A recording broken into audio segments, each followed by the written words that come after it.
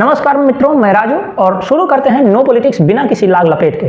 पिछले दिनों कुछ ऐसी घटनाएं हुई जिस पर बात करना बेहद आवश्यक है। पहली घटना है गोवा में इंटरनेशनल फिल्म फेस्टिवल के अवसर पर नावेद लैपिड द्वारा दिया गया ये वक्तव्य। Evoked vivid discussions. We were, all of us, disturbed and shocked by the 15th film, by the movie Kashmir Files, that felt to us like a propaganda vulgar movie, inappropriate for an artistic competitive section of such a prestigious film festival. इसमें इस Israeli film maker ने स्पष्ट रूप से the Kashmir files film को vulgar propaganda movie करार दे दिया और ये सारा घटनाक्रम हो रहा था इजराइल के राजदूत के सामने और यहाँ के मंत्री अनुराग ठाकुर के सामने। जी हाँ, दोनों व्यक्ति वहां बैठे हुए थे और उनके सामने मंच पर खड़ा होकर के इसने यह बात कही। अब ये नावेद लैपिड कौन है, इसके बारे में आप एक क्लिक कर लेते तो जानकारी मिल जाएगी। आप बगल के स्क्रीन में देख रहे होंगे, हमें बताने की आवश्यकता नहीं है।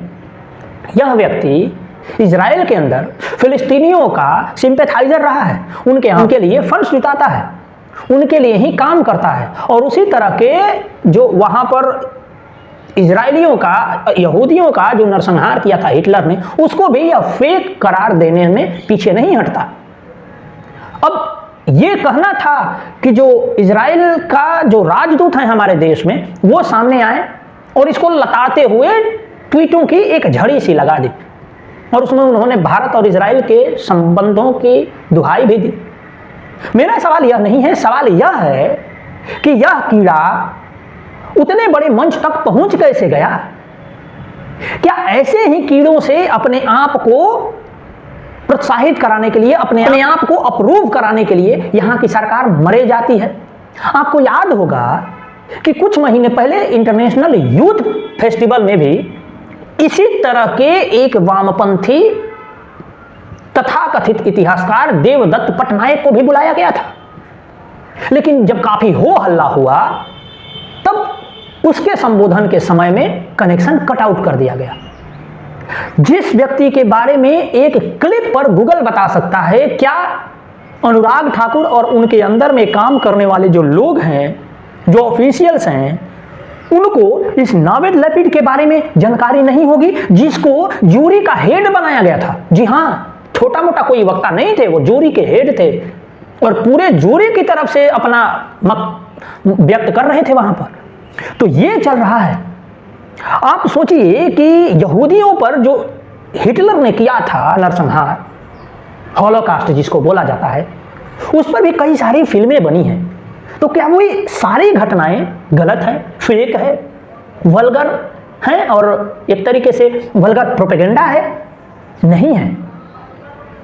किसी भी देश ने उसको वल्गर प्रोपेगेंडा नहीं कहा, लेकिन जो घटनाएं अभी भी घट रही है, केरल और बंगाल में जाकर देखिए, अभी भी हिंदुओं का वही हाल हो रहा है। 1989-90 में जो जम्मू कश्मीर में हुआ, वो घटना इतनी पुराना नहीं है। उस समय के लोग उपलब्ध है, उस समय की बहुत सारी ऐसी घटनाएं हैं जिसको डॉक्यूमेंटेड किया गया था और सैकड़ों हजारों घटनाएं ऐसी हैं जिसको डॉक्यूमेंटेड नहीं किया गया था। बहुत सारे लोग ये सवाल करने लगे कि भाई इजराइल में के यहूदियों का जो हुआ था वो भी तो फिर फेक प्रोपेगेंडा था। आप समझिए कि एक वामपंथी भारत और इजराइल के बीच में संबंधों में खटाई डालने के लिए भी सामने आ जाता है। बाद में यहां के लोग और वहां के लोग मिलकर के इस बात को आगे बढ़ाते हैं, इसको काम डाउन करते हैं, लेकिन तब तक इसकी बहुत फजीहत हो चुकी थी और जब फजीहत हुआ तब ये सामने आकर के अपने किए गए जो टट्टी था, उस टट्टी को समेटते हुए वो एक अपोलॉजी लिखा, अपने शब्दों को वापस लेने का बयान लिखा। तो ये चल रहा है और मुझको लगता है कि अब अनुराग ठाकुर के विकल्प के बारे में सरकार को सोचना चाहिए।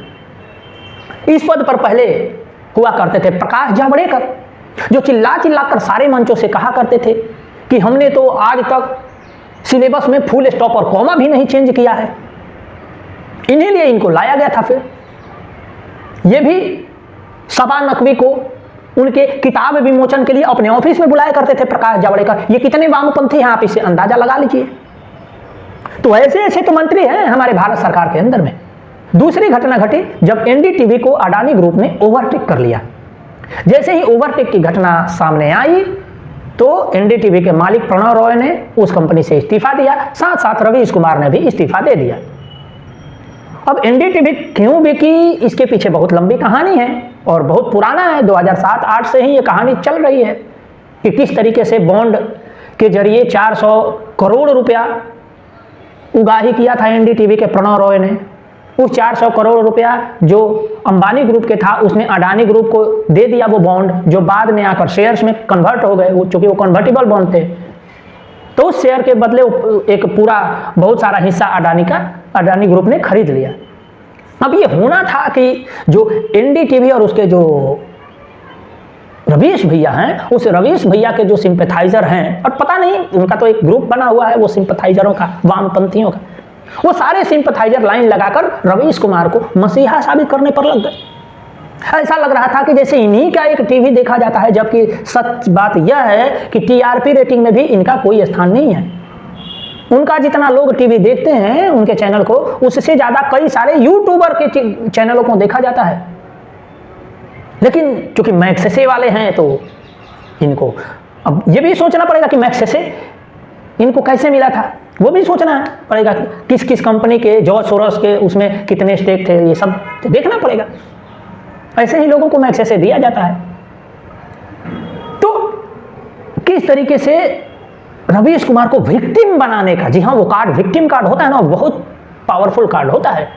मुझको लगता है कि भारत सरकार को रवीश कुमार के खाने पीने के पेट चलाने के लिए भी कुछ व्यवस्था करनी चाहिए। वो बेचारा इतना विक्टिम जो है, और वो बेचारा कितना विक्टिम है उनके कुछ वक्तव्यों से देखिए। जब जीडीपी पर चर्चा होती है तो इनकी ये बात होती है पुराने और नए वाले सरकार के दरमियान। से ज्यादा ये भी एक महत्वपूर्ण बात है, दुखी या रोंदू तो नहीं हो रहे हैं अर्थव्यवस्था को लेकर, क्योंकि दुनिया की जो तमाम अर्थव्यवस्थाएं हैं वो बहुत कम है। दुनिया में बहुत कम देश हैं जो 5% के रफ्तार से। जब कोई रेपिस्ट मुसलमान हो तब क्या वक्तव्य होता है, और जब कोई रेपिस्ट हिंदू हो तब क्या वक्तव्य होता है, आप खुद सुनिए। अमीन पूनावाला का कोई एक चेहरा नहीं हो सकता। बहुत सारे आफताब अमीन पूनावाला बाप, भाई, दोस्त, प्रेमी, पति बनकर लड़कियों की हत्या कर रहे हैं। इसे धर्म के एंगल से मत देखिए। आरोपी संजीव, रवि, लवकुश और राजकुमार 4 लोग आए और पीड़िता को दबोच लिया। उसे बोलने का मौका ही नहीं मिला ताकि आवाज सुनकर पास में घास काट रही मां मदद के लिए आ सकती। घटना का डिटेल ना तो पढ़ा जा रहा है ना बताया जा रहा है। सवर्ण जाति के इन 4 लोगों के दिमाग में ऐसा करते समय क्या गुजरा होगा, यह जानना जरूरी है। क्या जाति के कारण उन्हें यह अहंकार मिला कि किसी के साथ कुछ भी कर सकते हैं, या पुरुष होने। जब साध्वी प्रज्ञा सिंह ठाकुर को छोड़ा जाता है तब इनके बयान देखिए, और जब किसी टेररिस्ट को छोड़ा जाता है तब इनके बयान में डिफरेंस देखिए। की टीम ने साध्वी प्रज्ञा और 5 अन्य के खिलाफ कुछ तो सबूत जुटाए होंगे, तभी तो वो इतना आगे तक गए। 7 साल से साध्वी प्रज्ञा और लेफ्टिनेंट कर्नल पुरोहित जेल में हैं। क्या यह कह देना काफी है कि पर्याप्त सबूत नहीं है? क्या यह नहीं बताया जाना चाहिए कि 7 साल तक जेल में रखने के पीछे किस तरह सबूतों से छेड़छाड़ हुई? यह मामला तमाम कोर्ट की निगाह से भी गुजरता रहा। डॉक्टर कफील खान को गिरफ्तार किया गया और 8 महीने जेल में रहे। जमानत इसलिए मिली क्योंकि अदालत को उनके खिलाफ कोई सबूत नहीं मिला, फिर भी 8 महीने जेल में रहे।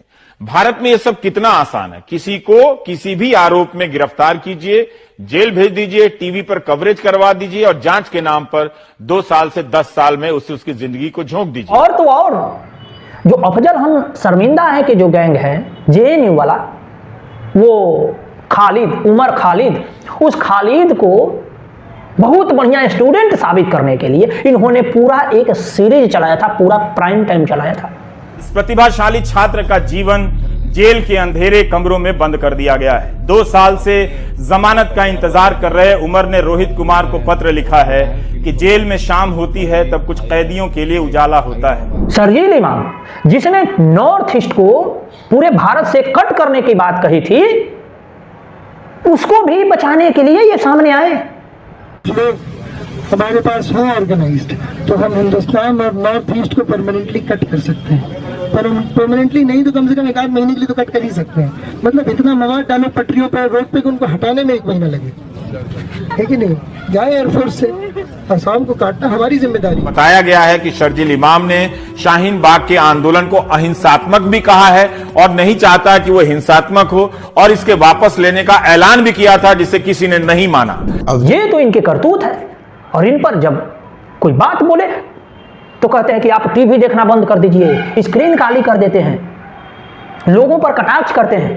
अब आप ये बताइए कि जब इनको अपना प्राइम टाइम चलाने की आज़ादी है, इस तरीके के एजेंडे पुशअप करने की आज़ादी है, तो लोगों को भी आज़ादी है कि वो इन्हें देखें या ना देखें। जब इनके प्राइम टाइम को कोई नहीं देखता तो गुस्से में आग बबूला हो जाते थे।